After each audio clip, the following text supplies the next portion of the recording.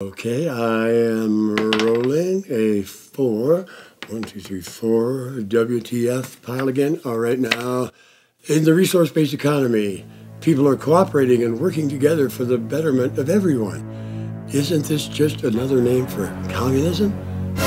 Ooh, that's a reaction most people will have when they first hear about this system, and I don't know, maybe it is.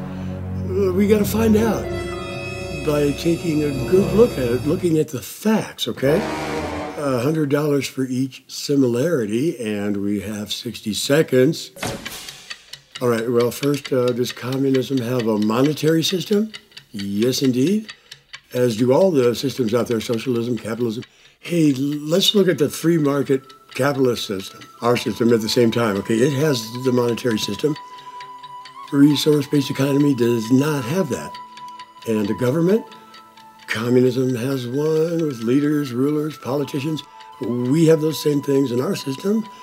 And in the resource economy, no leaders or rulers, no similarities there.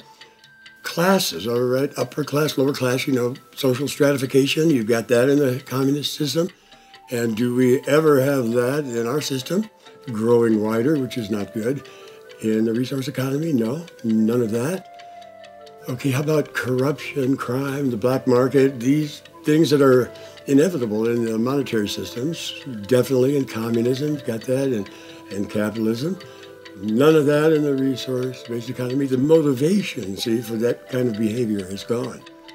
How about the state telling you what to do?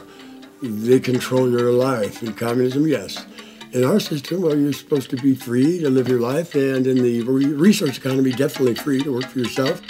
Nobody tells you what to do. Okay, we're out of time. How'd we do?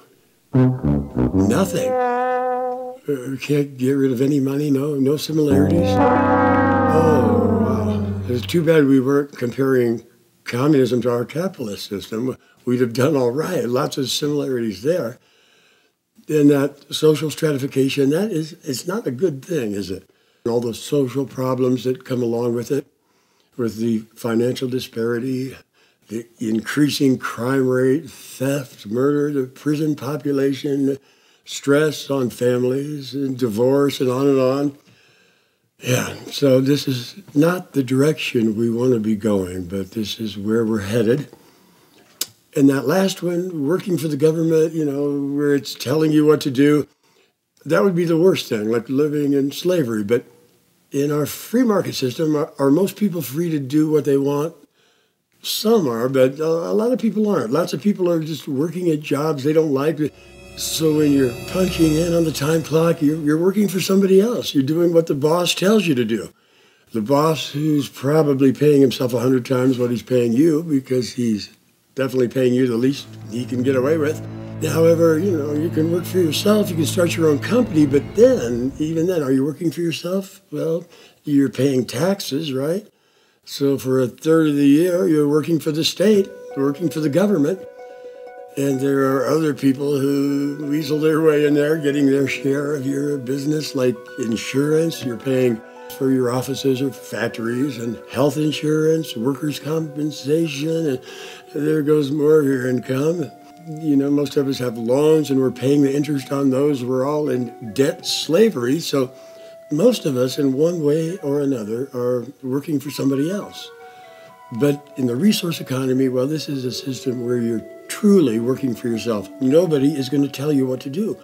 This system would encourage you to find out what you like to do, what you're interested in, and then do it. Work at that. Work at making things better for you and your family and the people around you. Your community, if you want. You don't have to work for anybody else. Yeah, and it's interesting to see how similar our system is to communism when you really look at it. And when you look at the resource economy, you see that would be the opposite of communism when you look at the facts. Here's another thing people might say, people who haven't really taken a good look at this and who just jump to conclusions. They'll say, oh, it's a secret plot for the New World Order or one world government. Yeah, you'll see some videos on the internet from these geniuses with titles like the Zeitgeist Movement, Venus Project, exposed as New World Order, Illuminati. Again, it's just the opposite. That is what we have right now. If you define, New World Order as a small group of people who are gaining more and more control of the money and the wealth and power, and control over the people, that's where we're headed right now. You can just take a look at these big multinational corporations swallowing everything in sight, and the biggest financial institutions doing the same thing. This is your one world government, or New World Order, if you want to call it that. They don't call it that. It's no secret conspiracy. You know what it is? It's just people doing what people do when they're put into this type of system.